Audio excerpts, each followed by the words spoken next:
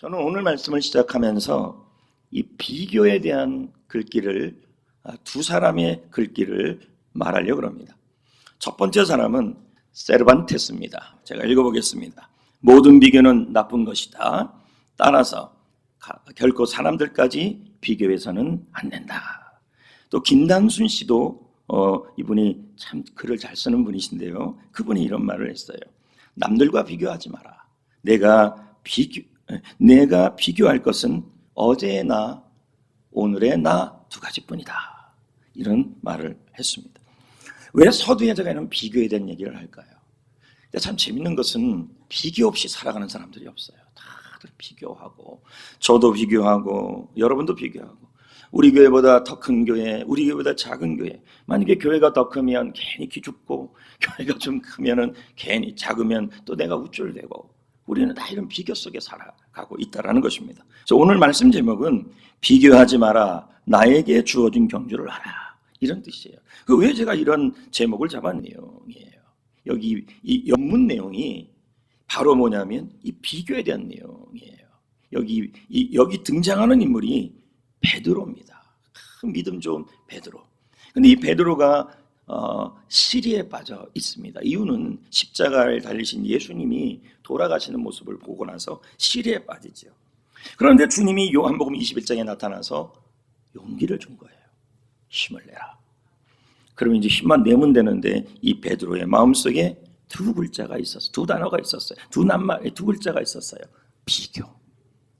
누구랑 비교하냐? 예수님이 성경에 보면 사랑하는 예수님이 오신 그 자리에 누가 있었냐면 예수님이 성경에 보면 사랑하는 사람이라고 표현되어 있어요. 요한입니다. 요한복음을 기록한 요한인데 베드로가 예수님에게 이상한 질문을 하는 거예요. 그리고 이 질문이 모두 우리의 질문이기도 해요. 그리고 이 질문 자체가 비교가 들어있어요. 우리는 분명히 비교하고 살아가요. 근데 이 비교를 안 할 수가 없는 게 매 순간 우리는 비교의 연속 속에 살아가고 그 비교 때문에 울기도 하고 마음 상하기도 한다는 것입니다. 오늘 혹시 일주일 동안에 이 비교라는 이 두 글자로 인하여 굉장히 직장에서든 공부에서든지 회사에서든지 그리고 가정에서든지 아파트에서든지 고생합니다. 아니 교회에서도 마찬가지죠. 왜? 우리도 교회에서도 전도해요. 교회에서도 비교를 하죠. 저 사람보다 나는 전도 못하는데, 저쪽 셀보다 나는 못하는데 하면서 자꾸 이 비교를 한다는 거예요. 그러니까 비교하면 어떻게 되냐면 열등감에 자꾸 빠져요. 네. 그래서 이 베드로가 예수님에게 지금 무슨 질문을 하는지 좀 보자고요. 그게 우리와 뭔 관련이 있는지 20절입니다. 읽어봅시다. 베드로가 시작. 베드로가 돌이켜 예수께서 사랑하시는 그 제자가 따르는 것을 보니 그는 만찬석에서 예수의 품에 의지하여 주님, 주님을 파는 자가 누구오니까 묻던 자더라. 여기 중요한 동사가 있어요. 전체에서. 그게 뭐냐면 다른 말도 아니에요. 보니예요. 보니. 이 보다는 단어가 세심하게 주의해서 보다예요. 관심을 가지고 보는 거예요. 문제는 현재 능동태예요. 이 말은 계속 베드로는 누구를 보고 있었냐면 계속 고기 잡을 때도 전도할 때도 예수님 따를 때도 계속 예수님은 안 보고 누구만 봤냐면 요한만 본 거예요. 요한만. 그러면 여러분 그 사람을 닮으려고 여러분이 유명한 가수를 보는 것은 너무 좋아서 보는 거지만 지금 이 베드로가 보는 것은 그렇게 보는 게 아니에요. 뭐 하려고 보는 거냐면 비교예요. 비교. 네, 비교. 예수님이 요한을 참 많이 사랑했는가 봐요. 그러니까 여기도 아예 베드로가 말하잖아요. 예수님께서 사랑하시는 그 제자. 톤으로 한다면, 제가 연극 톤으로 한다면 예수님이 사랑하는 그 제자. 아니 그리고 그 제자가 우리 최후의 만찬 밥 먹을 때 유독 예수님의 품에 있었던 그 제자, 나 굉장히 신경 써요. 이 사람 도대체 이 사람이 그때 이런 말도 하지 않았어요. 누가 예수님 파는 사람이에요? 했던 그 사람. 그러니까 이 베드로는요, 그 사람이 했던 모든 말을 기억하고 있는 거예요. 좋은 쪽으로 기억하고 있는 게 아니에요. 뭐 하는 거예요? 비교예요. 비교. 여러분 책 중에서 지리의 이해라는 책이 있어요. 지리. 그 지리의 이해라는 책에서 이런 말이 나와요. 한국인들은 배고픈 건 참아도 배 아픈 건 못 참는데요. 그러면 여러분 한국인이잖아요. 저도요. 그럼 이건 한국인은 다 해당되는 말이에요. 차라리 배고픈 건 참는데 남 잘 되는 건 못 보겠다는 거죠. 저 사람 오늘 무슨 화장 발랐어? 좀 다른데? 배 아파. 나 저거 사야지. 이렇게 되는 거죠. 얼마나 좋아요. 옷이 다 똑같아요. 누가 오해합니까? 저도 어떨 때 이런 생각이 들 때가 있어요. 지난번에 성교대에 갔더니 김지찬 교수님이 그 청신대학 교수님이 그런 얘기 하더라고요. 모두 가운 입으면 좋겠대요. 그리고 왜 했더니 나도 그 생각이 들더라고요. 매일 양복 걱정 안 해도 되고 넥타이 걱정 안 해.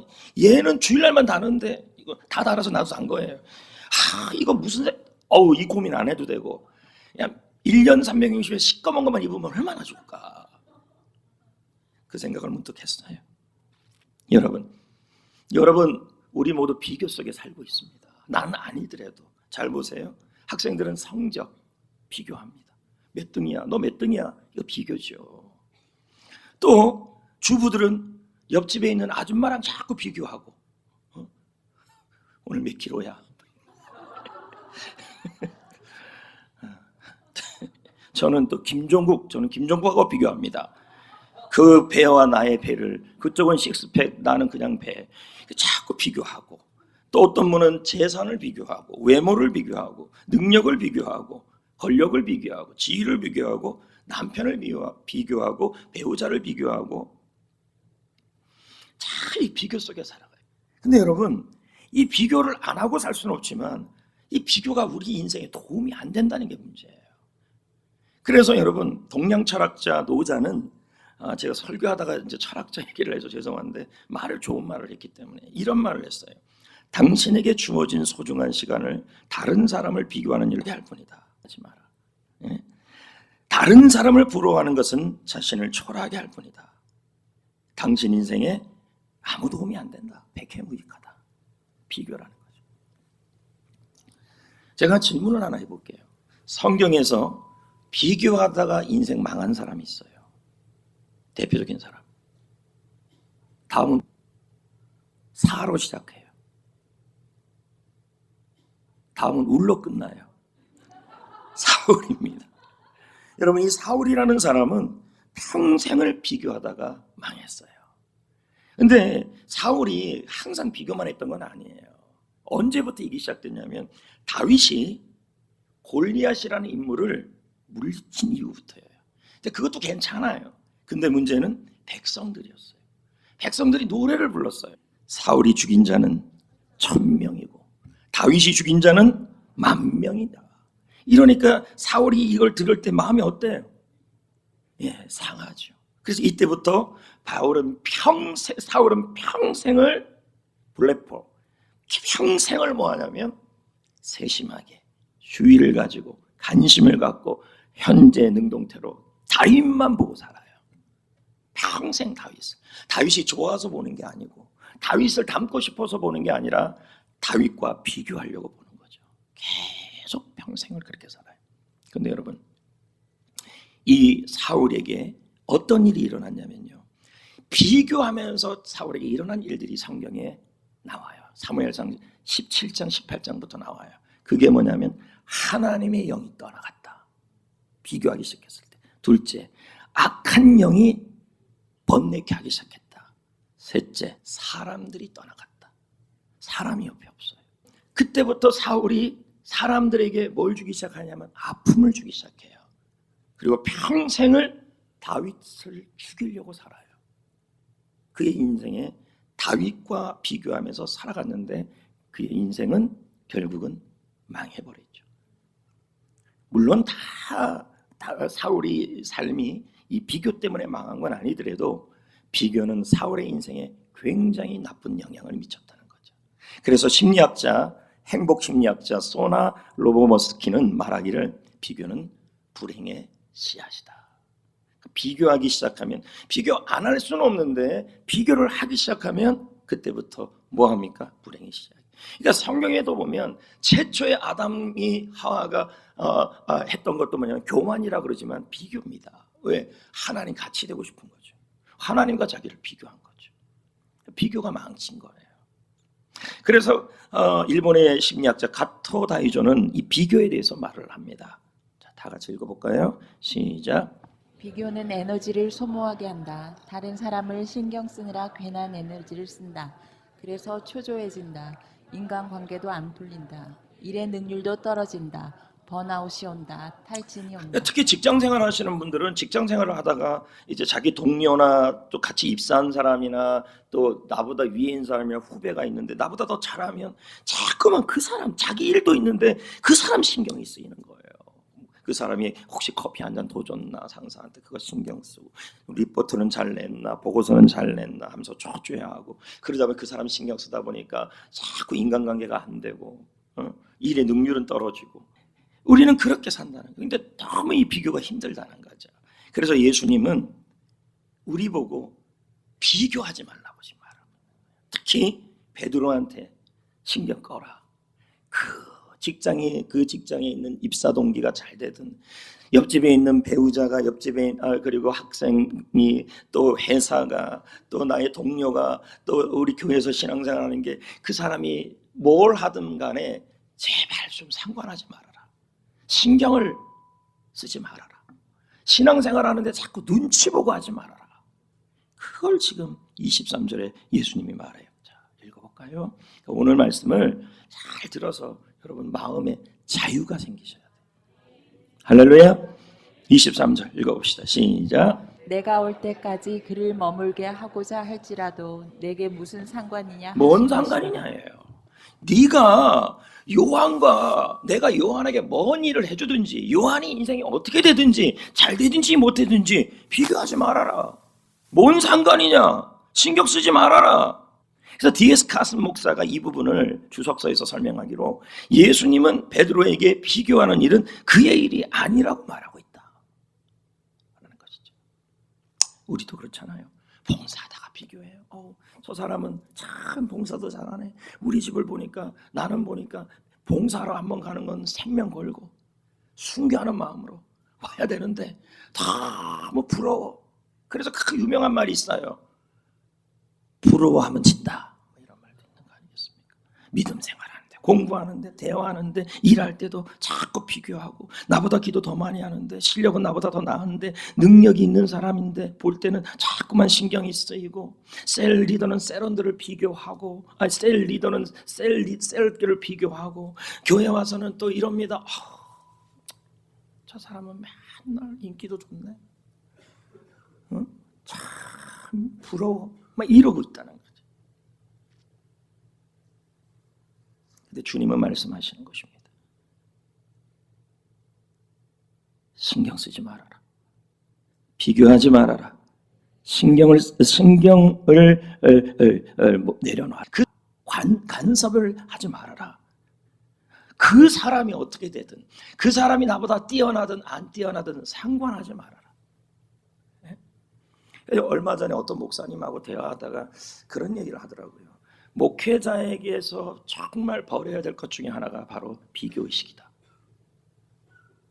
저도 마찬가지죠. 저보다 뛰어난 목사님들도 우리 교회보다 큰 교회도 있죠. 근데 그걸 자꾸 그쪽 교회를 바라보고 그쪽 교회를 신경 쓰고 나보다 뛰어난 목사님을 바라보면 저는 뭡니까? 자꾸만 거기에 신경이 쓰이는 거죠. 또 우리 교회보다 못한 교회가 있으면 그 교회 보면서 저는 괜히 우쭐해지고 교만스러워지고. 그래서 주님은 뭐 하느냐면, 직장에서도 여러분의 시선을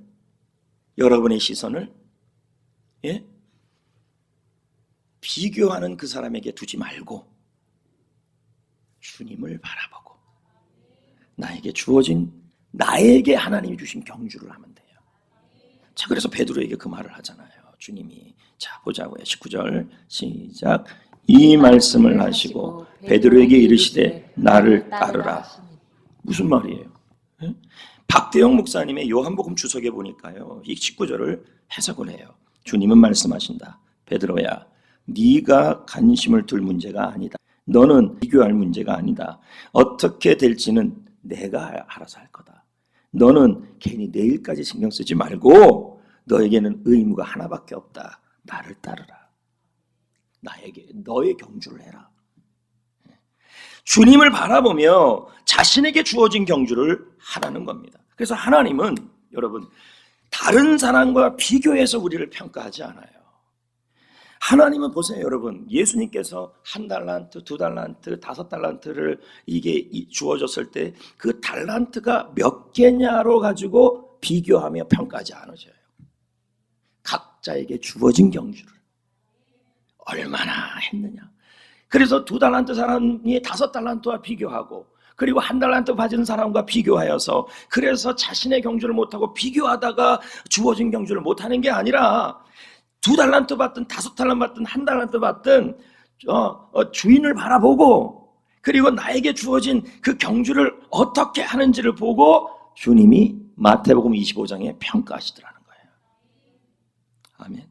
여러분, 우리 각자는 다 경주가 있어요. 인생에 달리는 경주.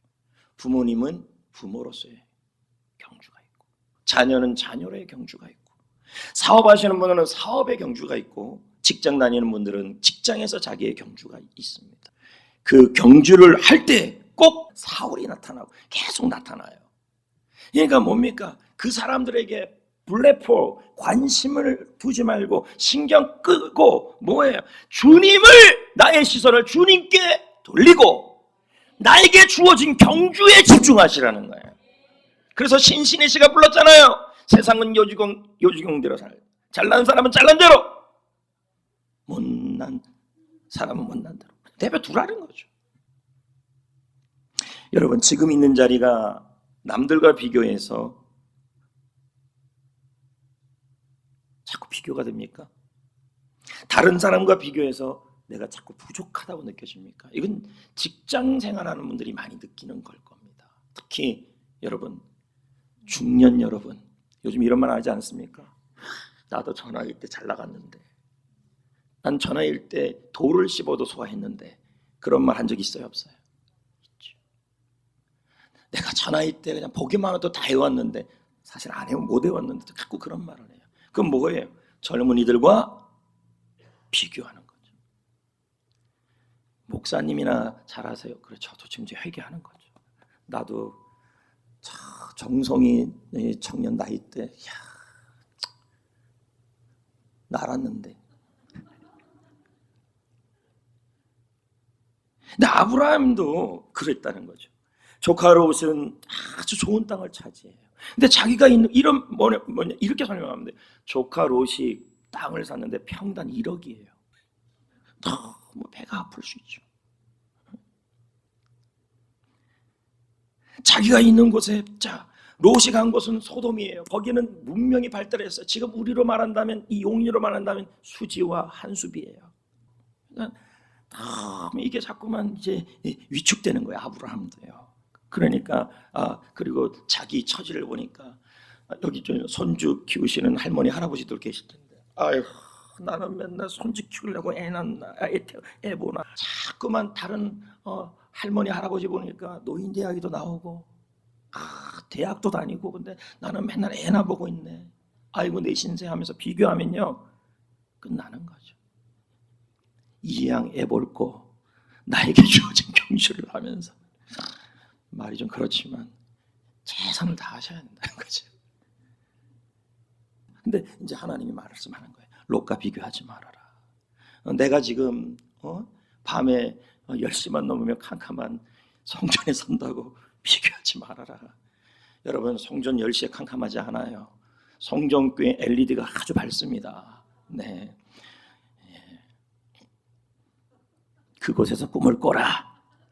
괜히 진육 들지 말고 주어진 경주를 해라. 그럼 내가 선물 줄 거다. 이렇게 말해요. 그게 창세기 13, 14, 15, 17이에요. 자, 시작. 룻이 아브라함을 떠난 후에 여호와께서 아브라함에게 이르시되, 중요한 단어가 나오죠. 너는 눈을 들어라. 이 말은 뭘까요? 룻 보지 마라. 롯 보지 말아라. 비교하지 말아라.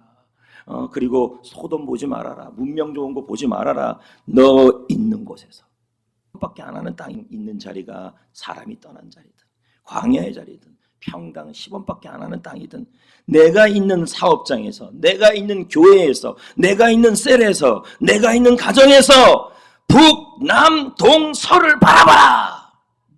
꿈을 꿔라. 네. 그리고 15절에 뭐라 그럽니까? 보이는 땅을 주리라. 사람 보지 말고 환경 보지 말고 뭐 하는 거예요? 꿈을 꾸고 주님을 바라보면서 주어진 장소에서 경주를 하라는 얘기예요. 자, 17절. 너는 뭐 하래요? 일어나 그 다음 뭐 하래요? 그 땅을 종과 행으로 두루 다녀서 그곳에서 어떻게 하라는 거예요? 비교하지 말고 나에게 주어진 경주를 하라. 그러면 그 땅을 주리라. 조엘 오스틴은 말합니다. 우리의 경쟁자는 우리 자신뿐이다. 다른 경쟁자는 없다. 하나님이 우리를 만드실 때 똑같은 틀로 찍어내지 않았다. 그러니 다른 사람과 비교하지 마라. 있는 그들의 자신의 모습을 사랑하라. 경쟁심을 버려라. 나에게 주어진 경주에만 집중해라. 이렇게 말씀하고 있다는 거예요. 여러분, 우리가 바라봐야 될 분은 주님이죠. 믿음의 주여 온전케 하시는 예수. 나의 모든 것 되시는 하나님만 바라보고 교회 생활할 때도 사람 비교하지 말고 하나님만 바라보고 성전교회가 왜 이렇게 빨간 벽돌입니까? 이런 거 바라보지 말고 하나님만 바라보고 주어진 예배를, 주어진 사명을, 주어진 사역을, 주어진 직장 생활을 할 때 하나님이 선물을 주십니다. 4가지. 첫 번째, 그렇게 하는 사람에게 힘이 자꾸 생겨요. 이사야 40장 31절. 오직 여호와를 앙망하는 자는, 주님을 바라보고 달려가는 자는 힘을 얻을 것이다. 시편 33편 20절. 우리 영혼이 여호와를 바라며 여호와를 바라보고 나에게 주어진 경주를 한다는 직장생활할 때 얼마나 주님이 나의 도움과 방패가 되어주신다. 여러분 직장생활할 때 얼마나 약육강식입니까? 그럴 때 보지 마시고 나에게 하면 주님이 방패 되어주신다. 또 승리를 주신다. 잠언 20장 22절. 여호와를 기다리라. 여호와를 바라봐라. 그리고 바라보는 걸로 멈추지 말고 뭐야? 주어진 경주를 푯대를 향해 달려가라. 그가 너를 구원하시리라. 승리를 준다는 말이에요. 그 다음엔 또 뭡니까? 엄청난 것을 주신대요. 이사야 64장 4절. 주의 자기를 앙망하는 자를 위하여 이런 일을 행하신 신을 옛부터 들은 자도 없고 귀로 들은 자도 없고 눈으로 본 자도 없다. 주님을 앙망하고 주어진 경지를 하는 사람에게 주님은 뭐 하신다는 거예요? 눈으로 귀로 듣지 못한 놀라운 선물을 주신다 이 뜻이죠. 여러분 인생은요 어차피 투쟁의 연속이에요. 자꾸 비교하고 하면요 절대 만족이 없어요. 내가 모차르트를 이기고 나면요 그 다음에는요 베토벤이 나타나고 베토벤을 이기고 나면요 그 다음에는요 바흐가 나타나고 계속 그렇게 경쟁자가 나타나요. 그러니까 우리는 차라리 사람을 보고 살지 마시고 모든 것 되시고 완전하신 주님, 그 주님을 바라보고 나에게 주어진 나의 일에 집중하시며 가면 된다라는 거예요. 저는 여러분이 직장 생활을 하든 교회 생활을 하든 가정 생활을 하든 뭐 하든 환경이나 사람을 바라보면서 비교하지 않기를 원합니다. 이제 말씀을 맺으려고 합니다. 헤르만 헤스가 말합니다. 중요한 일은 다만 자기에게 지금 부여한 일을 한결같이 똑바로 나아가고 그것을 다른 사람의 길과 비교하거나 하지 않는 것이다. 여러분, 오늘 예수 그리스도 이름으로 비교의 올가미가 끊어지고 주님만 바라보고 나에게 주어진 경주를 셀은 셀로, 예배자는 예배자로, 직장인은 직장인으로, 가정에선 가정으로 비교하지 마시고 나에게 주어진 경주를 달려갑시다. 주님이 힘을 줍니다. 주님이 도와줍니다. 주님이 승리하게 할 겁니다. 주님이 엄청난 선물을 주실 겁니다.